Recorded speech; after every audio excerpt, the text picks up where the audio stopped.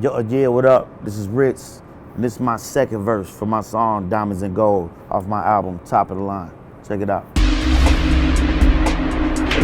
Look, I'm from a middle class neighborhood from 94 to 05. I was up at Nigga Point then. A lot of people wasn't born here, moving in and out, never know who the neighbor next door is. Drug dealers trying to build clientele, so they telling everybody they got it. This shit was short-lived. Jet boys get work, kick a door in. I really, on this song is a little bit, talks about like the harshness of more about where I'm from as far as being in the suburbs of Atlanta.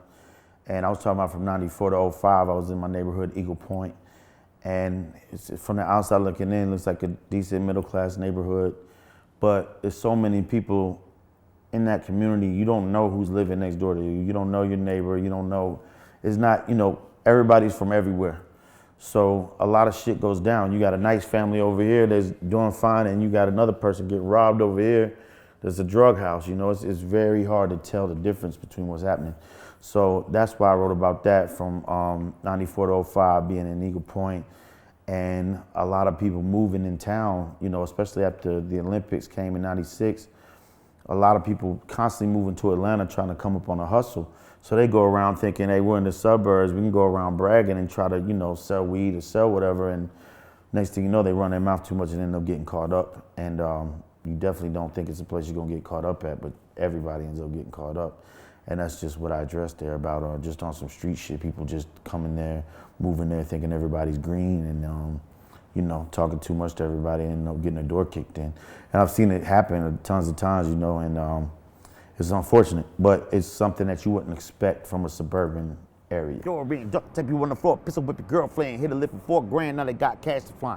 High school used lane kids to practice on, made them empty out their pockets. Other kids dreaming of bigger astronauts, we was dreaming of making profit. The gun that's underneath the mattress drawn, making the chance of living half as long. A lot of homies from the past is gone, wanna play games, better train for a triathlon. So that right there was talking about that line when I was talking about, they hit a lick for $4,000, now they got some cash to flaunt. Like back in the day, or shit now, you might know people like this, is people get a little bit of money and they think they're rich, by doing some street shit. And a lot of that happened from you starting high school. When we used to walk to school, we used to park at this little Greek restaurant in the back of the school, because we all wasn't allowed to park at the school. We all had like old schools and shit, and just be out there doing dumb shit, smoking and stuff. But when you walk up, all the other kids that walk up, here come the homies, and they would, make you empty out your pockets. And they didn't fuck with us, and a lot of them ended up being my close friends. But it's just like, when you grow up around a situation like that, when you go to school and somebody makes you empty out your pockets every day, those guys who are emptying out your pockets, they're in training to, run up in your crib with a gun. That's the next level of that, So I wanted to address that because I don't think a lot of people experience that. And then yet again, being from where I'm from, if you were to move there and the school wouldn't seem like a school where you got to worry about your kid getting his pockets taken from every day. You know what I'm saying? And that's where that came from. And I also want to talk about the same people that were doing some of that shit.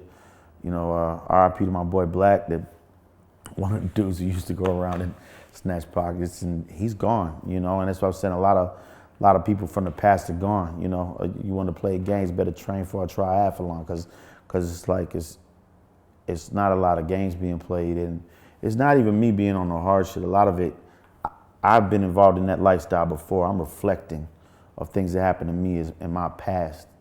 It's something that I hate people have to even go through that type of shit, you know what I'm saying? But I have experienced it in my life, and there's nothing that happens to me day to day, but it's something I grew up on and grew up around, so I felt like I needed to address it.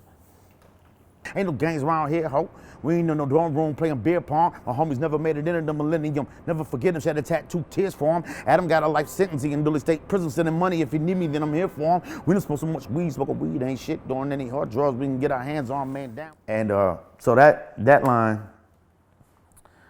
even breaks it down more, because a lot of people that see me and what I rap about, drinking and partying and stuff, and this is not nothing I think is cool at all. I wish I experienced college. I wish that I would have graduated high school. I failed 7th grade, got placed in the 8th grade, got placed in the 9th grade, did okay in 9th grade and dropped out in 10th grade. It's nothing I'm proud of at all. It's like, but I never experienced those situations like when you come to my house and we have parties, nobody's playing beer pong and shit. Everybody's out there slap boxing and got guns and getting fucked up, and we grew up fucked up like that, you know. So maybe you've grown up like that, maybe you haven't, but that's what I want to say. We're not in no dorm room playing beer pong. My homies never made it in the millennium, but I never forget them. Like, I got so many friends that never seen 2000, never seen, you know, a lot of the change that's happened, and you know, I just want to address that, you know. My boy is just in prison, you know. I try to send him money when I can, and he fucked up, you know. It's just talking about just people making mistakes and doing that, and a lot of that mistake goes with same thing with him being in prison. It's like send him money if he needs me. I'm here for him. But we done smoked so much weed. Smoking weed ain't shit. We do any hard drugs we can get our hands on, and that leads into the next part. Is like, as a teenager, I think that the reason why a lot of my raps are so focused around drug use, because what happens is, I think that a lot of young people, they sit around, they smoke weed all day, and it's every generation gets introduced to marijuana and drugs, right? Some people do it leisurely and move on. Some people do it leisurely and still successful and go to college, have a nice life, and get married and have a wife and family. I mean, my brother and sister have a nice life like that, you know.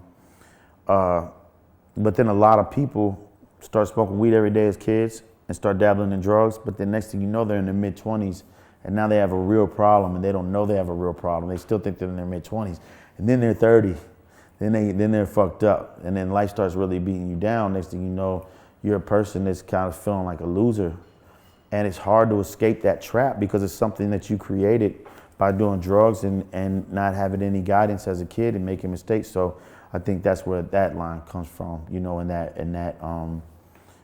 form of, you know, what I was speaking about. Our hands on, man down, we was clean, started fucking with the meth again. Wouldn't be GC without Mexicans. Claiming Turk gang sign, spray painted on a picket fence. Gotta represent was set again. Back in the day, you was Breckenridge, Creston Lake, Sweetwater, Saratoga in the fall. To name a few, watch the lane you choose and who you bragging to, cause you can end up getting robbed in the north, motherfuckers, north side, A-town.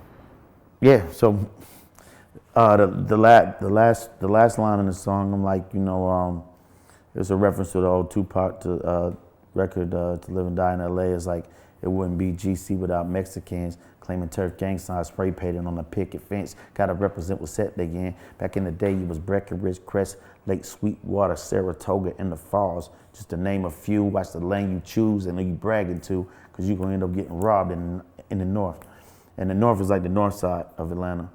And that was just more like, the Hispanic culture in Georgia is huge, you know. There's a lot of Hispanic people there, and you know, everywhere you go in the burbs, it's just straight. You know, it's all the fences are painted up, and you know, some of it's kids doing kid shit, some of it's serious shit.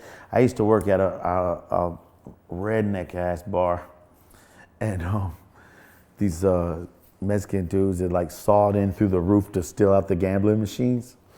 And the cops came and they're in there shooting it out with the cops, like they're on the roof shooting. But I mean, this is in the middle of the suburbs. Like, this is not like the scary neighborhood at all. Like, this is not at all like, that's what's weird about my music. And that's why this song is important, because all these things that I'm referencing, this isn't in a place that you'd be scared of or look around and think it was dangerous. You know, it just happens there. And so that's where that came from. And then I was just naming out, shouting out places on the north side, all the apartment complexes we used to hang in, and shit like that. And that was it. And the song's called Diamonds and Gold. And it's just trying to show off all your diamonds and gold. You got to watch out trying to show off your diamonds and gold, because the streets can be misleading a little bit. And, you know, try to steer clear of that shit. Because that's my fucking story about the mean streets of ATL.